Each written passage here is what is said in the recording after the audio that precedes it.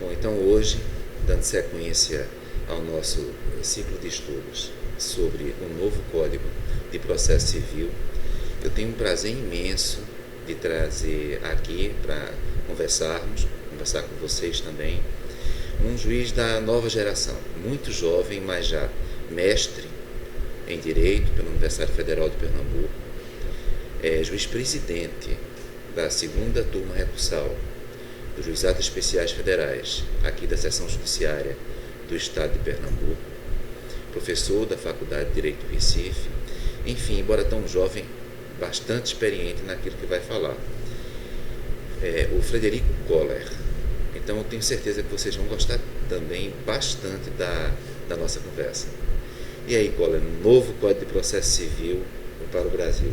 Precisava um novo Código de Processo, ou o Código atual com algumas mudanças já seria suficiente para agilizar os feitos? Primeiro, boa tarde a todos, né? Agradeço ao Dr. Hélio pelo convite. Dr. Hélio, um profundo conhecedor de direito tributário e também de processo civil, né? E eu o parabenizo pela iniciativa de fazer essas entrevistas. Eu assisti as outras já e gostei muito, né? Parabenizo porque é um uso da rede social para o bem, né? Para a difusão do conhecimento. E acho que isso merece todo o aplauso, né? Quanto à pergunta... Obrigado, Paulo. Nada, digo de coração. Quanto à pergunta, esse é o primeiro questionamento que todos nós, professores e também operadores que lidamos com o processo civil, tivemos que nos fazer sobre essa vinda do novo código. Inicialmente, era praticamente unânime que não era necessário um novo código, né? Na doutrina, na academia, não se considerava necessária a feitura de um código novo. O Código de 73, ele, apesar de antigo, mas ele vinha sendo atualizado por constantes reformas, né? A primeira das quais, a mais importante, foi em 94, a antecipação de tutela. Depois, em 2001, tivemos outra grande reforma, chamada Reforma da Reforma. Em 2005, 2006, tivemos a reforma do processo de execução. E, na verdade, há diversos processualistas que criticam a ideia do novo código. E ele foi... o início dele se deu em 2009. E quando se trouxe essa ideia do novo código, não era esperado, foi de forma surpreendente, né? Com o tempo, claro que fomos amadurecendo a ideia, fomos estudando o projeto, né? E em todo o seu trâmite aí no Congresso, e como professores que somos apaixonados por estudo e conhecimento, terminamos nos empolgando, né, pelo código e nos aprofundando nos estudos. O fato é que ele está aprovado, está sancionado, está publicado. Vamos ter um ano aí para estudá-lo e agora já é uma realidade, né? Então, Paulo, você durante a confecção do código, a elaboração do código, teve uma participação com sugestões? Explica isso um pouquinho. Olha, primeiro eu acho que cabe registrar que esse foi, como a própria comissão gosta de alegar, ele foi o primeiro código que foi integralmente gestado, discutido e aprovado dentro do regime democrático no Brasil, né? O Código Civil, apesar de ter sido aprovado em 2002, ele já tinha sido, o anteprojeto dele tinha sido gestado ainda antes da Constituição de 88. E isso não é só um chavão, porque o novo código ele realmente teve ampla discussão democrática, né? E eu tive a oportunidade de participar disso de várias formas. Primeiro, a comissão que elaborou o código, ela fez diversas audiências públicas pelo país, né? Aqui em Recife tivemos uma que foi no próprio Fórum do Recife. Eu fui lá participar como professor, como juiz.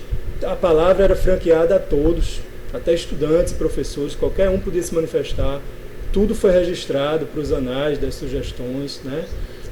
E essas audiências foram feitas diversas em todo o país.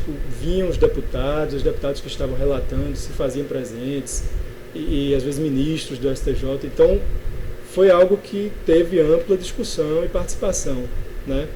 Além disso, foi disponibilizado até pelo Congresso um e-mail onde qualquer cidadão poderia enviar sugestões, tá? Então, a discussão foi amplíssima. Dito isso, eu participei como cidadão, como professor, como juiz, como pude das audiências, e participei também como membro da Comissão de Processo Civil da nossa Associação dos Juízes Federais, da nossa AJUF. Eu sou membro da Comissão de Processo Civil e nós acompanhamos todo o trâmite, né? A comissão capitaneada pelo desembargador federal Aloysio Mendes e por outros colegas aí, juízes federais, professores e conhecedores de processo, e nós demos o nosso máximo para tentar contribuir, fazer notas técnicas, fazer essa parte de abordagem política dos deputados, coisa a qual nem somos muito afeitos, né, como juízes. Nós tivemos que aprender isso e fazer isso para tentar obter pequenas, mas obtivemos algumas vitórias. Então, cada apresentação sobre o novo Código de Processo Civil vem tendo um foco diferente. Então, a AJUF, qual a participação que a Associação dos Juízes Federais do Brasil, ela, na tua perspectiva, teve em relação ao novo Código? Aquilo que ela conquistou e aquilo que, sim, o que claro, é natural, ela não conquistou, mas acreditava que deveria estar inserido no novo Código. Olha, Hélio, essa sua pergunta me faz rodar um filme na cabeça aqui de todo o trabalho que a gente teve lá. Certo. Muito suor, muita dedicação. Tivemos várias reuniões lá em Brasília, na sede da AJUF. Nos reunimos no Rio também, onde o desembargador, o coordenador atua. E passamos dias e dias discutindo, formulando notas, formulamos diversas notas técnicas, entregamos a todos os deputados, aos relatores, para tentar esclarecer os pontos que eles tinham dúvida, para tentar influenciar positivamente alguma alteração no projeto, né? Tivemos vitórias e derrotas. Eu lembro claro que nossos pleitos não foram todos atendidos, aliás, até em sua maioria não foram atendidos. A maioria dos pleitos... Elenca os principais pleitos atendidos e não atendidos. Deixa eu te dizer um bem importante.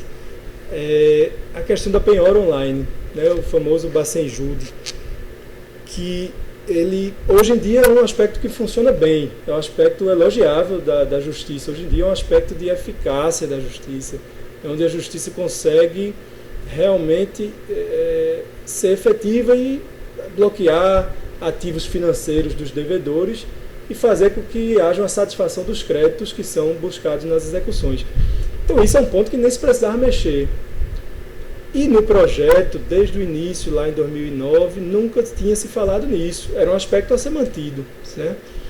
Quando chegamos no fim do trâmite, agora mesmo no início do ano, o final do ano passado, houve uma emenda de um deputado para mudar radicalmente o sistema de penhora online. Do nada, né? Quando o processo já estava, o processo legislativo no final. E essa emenda... Explica para o pessoal, aquelas pessoas que não são tão ligadas Sim. ao direito, o que é a penhora online, qual é a utilidade que ela possui? Tá, isso é bem interessante. Vejam só, penhora online é o seguinte: temos um credor, né, e alguém que tem um crédito contra um devedor, tá? Então ele entra com o processo de conhecimento, sai uma sentença e vai haver uma execução, tá certo? O devedor não pagou voluntariamente o que ele deve e foi necessário um processo de execução. Ou mesmo podemos pensar também num título chamado título extrajudicial. Você tem um contrato que fez com a pessoa, ela não adimpliu, não pagou o contrato, você tem que executá-la, tá? Então a gente tem meios tradicionais de execução, por exemplo, penhorar bens, né? A gente penhora um bem imóvel, que não seja um bem de família, penhora um carro, tá? E vamos levar a leilão, que é um procedimento demorado, é um procedimento onde o bem se deprecia e que nem sempre nós conseguimos obter os resultados melhores. E aí teve o surgimento há algum tempo do Bacenjude, da chamada penhora online, o Bacenjude, né? Que é um programa, nada mais é do que um programa de computador, onde o juiz ele tem acesso ao sistema do Banco Central. Então, lá inserem-se os dados do devedor, né? O CPF, o CNPJ, se for empresa, coloca-se o valor a ser penhorado e o juiz, num clique, ele dá essa ordem aí que vai para o mainframe lá do Banco Central e é espalhado por todos os bancos. Então, logo no mesmo dia, a ordem é reunida no Banco Central, vai para os bancos, para todos os bancos do Brasil, e no dia seguinte, esse bloqueio é feito de forma automática. Tá? Então, primeira coisa, isso já é rapidíssimo, né? Você dá uma ordem, ela no outro dia de manhã já está cumprida automaticamente, sem nenhuma intervenção humana. Isso tem várias vantagens. Primeiro, do jeito que era feito antigamente, tinha que se expedir ofícios para os bancos, né? E você não sabia qual banco tinha conta, tinha que expedir para vários bancos. E aí você faz, o ofício é um pedaço de papel que você assina, né? Coloca lá a ordem, assina e manda. Isso aí ia, logicamente, ser manuseado por várias pessoas, então poderia haver uma quebra do sigilo às vezes, né? E poderia haver alguma intervenção humana não desejada no cumprimento da ordem. Quando sendo automático por computador é bem melhor. Sem dúvida. Entendeu? Então, assim, isso é uma coisa que agilizou muito. Nas execuções fiscais, por exemplo, nós temos uma agilidade muito grande por causa do Bacen-Jude, né? Então, o juiz vai lá, dá a ordem, o dinheiro é penhorado, bloqueado, e aí vai se discutir alguma questão. Aí, veja, pronto, o sistema hoje em dia funciona bem, era algo que não precisava, naquela linha de não precisa do código, nesse ponto não precisava de mexer em nada. Aí vem uma emenda no final do trâmite legislativo para modificar de forma assim, inesperada e completa esse instituto. O que previa a emenda? Ela previa que o juiz só poderia dar essa ordem aí de Bacen-Jude quando houvesse uma decisão de tribunal confirmando a decisão do juiz. A alegação dessa emenda era, bem, com isso teremos mais segurança, né? Só vai haver essa intervenção do Estado no bolso da pessoa de bloquear o dinheiro no momento em que houver uma confirmação do tribunal, né? Por outro lado, o que ia acontecer? No momento em que o juiz desse a decisão no primeiro grau, né, e ele não poderia cumprir imediatamente, tinha que haver um recurso, só no julgamento do recurso, depois que fosse julgado, com todo o trâmite, o contraditório que tem que acontecer, né? Mas depois de tudo isso é que ia ser cumprida a ordem. Dificilmente seria cumprida a ordem. Dificilmente seria cumprida, né? Nós sabemos que na prática aí o devedor já estaria plenamente ciente de que ele teria que tomar alguma providência para que não houvesse bloqueio. Talvez as pessoas pensem, tipo, que o credor teria uma atitude em relação ao devedor de antipatia, mas note, quando os débitos dentro de um país, eles não são adimplidos, todo mundo paga, porque isso vai interferir, exato, inclusive nos juros do Brasil. Isso. Então, a execução é feita em benefício do credor, pelo modo menos gravoso para o devedor, mas em benefício do credor. E se o credor não tem os seus créditos cumpridos, evidentemente que esses créditos vão se tornar, para todos, sim, mais caros. Eu tenho essa mesma visão, isso aí é parte do custo Brasil, né? Custo Os Brasil. Que não pagam vão terminar tornando mais caro os juros dos que pagam, né? E como foi isso? Como é que isso se sim, desenvolveu? Então, pronto, isso aí, a JUF nesse ponto, ela adotou uma postura combativa e nós demos entrevistas e lutamos mesmo por isso e no final conseguimos, a emenda não foi aprovada, não foi só a JUF, foi uma gama de certo, associações, mas com interesses contrários também lutando contra, quer dizer, lutando pela emenda e nós lutando contra, e conseguimos nesse ponto derrubar essa emenda, né? Isso é muito importante, que se perceba que um código de processo aparentemente técnico tem dentro do seu interior muitas discussões políticas. Nossa, demais. Né? Há tensões que precisam ser descortinadas. E fala mais um pouquinho então sobre isso. Com certeza. Deixa eu dizer, bem, esse ponto foi uma vitória da JUF, mas foi um ponto que a gente derrubou algo que não queria. Certo. Deixa eu dizer agora um ponto em que a gente queria conseguir uma inserção e conseguimos, né? Foi um aspecto muito importante que às vezes passou até um pouco despercebido, certo, e é um tema que não tem mídia, não é assim, mídia que eu digo assim, a doutrina ainda não escreve muito sobre isso, certo, é algo que foi inserido lá. Eu, por exemplo, fico muito feliz com isso, mas é algo que nem foi tocado. Eu vou aproveitar o espaço aqui para tocar nisso. É a questão da litigância de má-fé, que hoje, no Código atual, a gente tem caso... O que é a litigância de má-fé? Né? Uma das partes lá, um dos partícipes do processo, ele se comporta de forma desleal, mentindo no processo, criando incidentes para procrastinar, quer dizer, para demorar mais o processo, ele está litigando de má fé. E aí ele vai ter uma punição. A punição hoje no Código de 73 é uma multa que incide sobre o valor da causa, um percentual do valor da causa. Ocorre que na prática, ele também sabe, estamos carecas de saber disso, na prática, às vezes, esse valor da causa não corresponde à realidade econômica que está sendo disputada ali no processo. Sem dúvida. Porque tem aquele costume, que nós sabemos, um péssimo costume, mas que, infelizmente, ele acontece, que atribui, essa é a parte autora, né, quando entra com a ação, ela atribui o valor da causa de R$1.000 para fins fiscais. Para fins fiscais. Fins fiscais, né? O que significa dizer? Explica. Isso, que, na verdade, o que a parte está querendo aí, assim, quando ela atribui um valor baixo da causa, correto era que o valor da causa correspondesse, o código trata disso expressamente, correspondesse ao valor econômico da demanda. Né? Se eu estou lutando, estou litigando ali para obter algo que corresponda a R$100.000, um bem desse valor, o valor da causa deveria ser R$100.000. É errado eu colocar um valor da causa que não corresponda ao que eu estou buscando. Com isso eu vou pagar custas menores do que eu deveria, né, no momento de ajuizar a ação, e também, até mesmo em condenação de honorários, muitas vezes se usa o valor da causa, quando não há, por exemplo, um valor da condenação líquido, aí usa-se o valor da causa, ou quando a condenada é a fazenda, muitas vezes se usa esse valor da causa. Então, às vezes é do interesse do advogado da parte autora fixar um valor da causa abaixo, né, caso ele venha a perder. E o que acontece? A modificação aí que a gente propôs foi, veja, como há esse costume de se fixar um valor da causa muito baixo, a condenação por litigância de má-fé, ela muitas vezes fica em valor irrisório. Porque se eu fixo o valor da causa em R$1.000 e há uma condenação em litigância de má-fé de 1% ou de 10%, isso aí vai gerar R$10 ou R$100 de multa, que é um valor absurdamente irrisório, né? Então, o que nós propusemos lá? Nós propusemos, não, vamos fazer assim, a gente mantém a sistemática, mas quando o valor da causa for irrisório, aí o juiz pode fixar em valores de salários mínimos, né? Então, ele fixa a multa por litigância de má-fé em salários mínimos, com um limite lá de 10, né?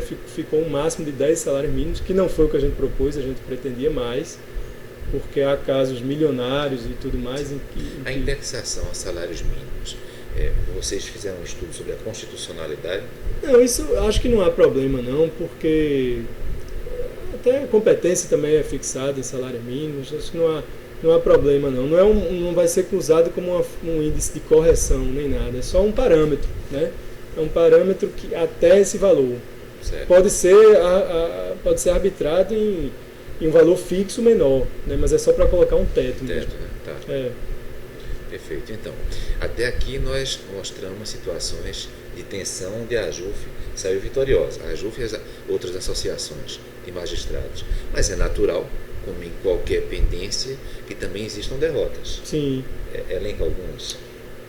Hélio, tem algumas para te elencar. Deixa eu pensar as mais relevantes. E eu digo, não são derrotas da AJUF, né? A meu ver, são derrotas... Da perspectiva da AJUF, naturalmente, da sociedade. São derrotas da sociedade, eu acho, mas na minha opinião, na opinião da AJUF, que eu também representei lá, e eu posso citar aqui 2 exemplos. Só para quem pegou no meio, a AJUF é a Associação dos Juízes Federais. Sim, claro. Eu poderia citar o caso do efeito suspensivo da apelação, por exemplo.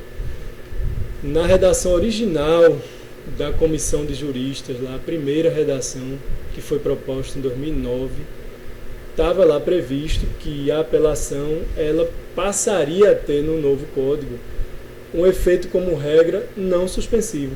Então ela teria um efeito meramente devolutivo como regra. Certo. O que quer dizer isso? Quer dizer que a sentença teria eficácia imediata, tá?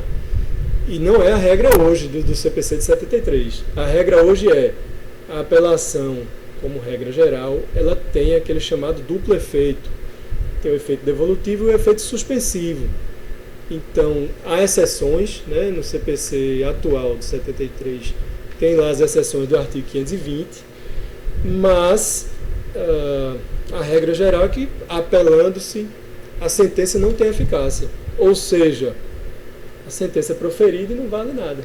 Um enfraquecimento do juízo de primeiro grau, né? Claro. Que de alguma maneira vai de encontro àquilo que normalmente se fala, que é do prestígio, do fortalecimento do primeiro grau da magistratura. Então, sim, parece que essa questão está por trás dessa pendência. exato. Então, a proposta original era essa, de dar mais eficácia à sentença de primeiro grau. Certo. Isso no sentido do que ocorre em vários países, na Alemanha, na França, na Itália, em Portugal, na maioria dos países mais avançados em termos de processo. É uma coisa meio óbvia que a sentença tem que ter eficácia. Certo. Não pode ser como é aqui e vai ser ainda com o novo código, a sentença sendo meramente um parecer ali, algo que não tem, que vale como uma antessala de chegar no tribunal, que é onde vai valer alguma coisa. Né? A gente já ouviu na prática advogados dizerem assim, olha, doutor, profira logo a sentença, ganhando ou perdendo, tanto faz, a gente vai apelar de todo jeito, e o que vai definir lá no tribunal. Então, o que de algum modo remete para uma outra questão, não sei se concorda, Collor, que os juízes de primeiro grau, eles são todos concursados. Sim. Eles realizam, por força do texto da Constituição, concurso público. Os do segundo grau não é bem assim, não é isso? Quer no Tribunal Regional Federal, atualmente 5, quer nos Tribunais de Justiça, existe o quinto, composto de advogados e de membros do Ministério Público. Né? E com relação aos outros 4 quintos, há uma divisão entre merecimento e antiguidade. Então é assim que normalmente os tribunais de passagem, os tribunais intermediários são compostos. E no tribunal, no caso superior, Tribunal de Justiça, a figura do terço. Não é mais do quinto, mas do terço. Sim. E, portanto, um terço de advogados e membros do Ministério Público, um terço de desembargadores federais, vou chamar assim, para facilitar o entendimento, e um terço de desembargadores estaduais. Atualmente se permitindo que no terço dos desembargadores federais e dos desembargadores estaduais haja também a participação das pessoas que foram provenientes do quinto. E como disse o Collor, eu acho que isso merece uma discussão no Código de Processo, dado que houve uma fragilização da primeira instância. Muitas vezes o juiz de primeiro grau que fez o concurso, ele não tem aquela facilidade de acesso ao meio político. Sim. Não é? Que termina sendo decisivo para a composição dos tribunais intermediários e superiores. Então, quando você enfraquece o primeiro grau, no fundo você está enfraquecendo o concurso público. Claro. Não é isso? Você pensa também dessa maneira? Sim, claro, penso. Mas assim, não sou contra o Instituto do Quinto. Né? Acho um instituto bom para oxigenar os tribunais, acho que é uma participação boa. A gente pode citar diversos desembargadores oriundos do Quinto, como o Dr. Marcelo Navarro, que é um processualista também, um grande processualista. Alexandre Freitas Câmara, lá desembargador do TJ do Rio, também processualista, só para citar alguns que são da área, que trazem, que acrescentam ao tribunal. Né? Mas o fato é, quanto mais se sobe na hierarquia dos tribunais, mais vai havendo uma interferência política, que é natural pelo sistema, né? Já que o sistema permite que haja indicação do presidente da República, por exemplo, né? Passando pelo Senado, então isso aí gera indicações políticas que eu concordo integralmente com o que você falou. Certo.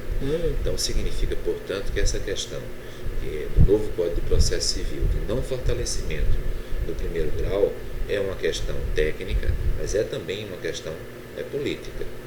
Mas o mais importante que eu acho nisso é o seguinte, é que traz demora, na verdade. Né? Não que a eficácia imediata da sentença vai reduzir o tempo do processo, porque o recurso vai acontecer, o processo não vai acabar. Mas, de toda forma, ela tendo eficácia imediata, a parte já vai usufruir, né, do resultado útil que ela quer obter ali.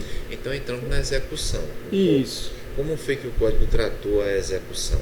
Porque, na minha perspectiva, é um dos grandes pontos frágeis do direito brasileiro, quando nós comparamos com o direito norte-americano ou com o direito europeu, é a execução. A pessoa ganha, mas não leva. E esse código novo, trouxe um avanço, ele deu os passos adiante, porque ele fala em passos adiante, não é? Sim. Em relação à execução. Hélio, deixa eu até falar algo que eu já deveria ter falado desde o início e me esqueci, se você me permite. Claro.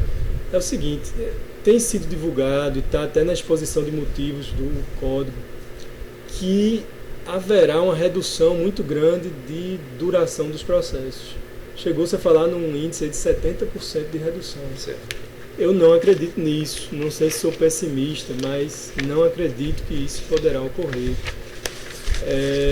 Pelo seguinte, né, depois a gente volta lá para a execução, mas acho que é importante registrar isso, que é uma coisa prévia, né?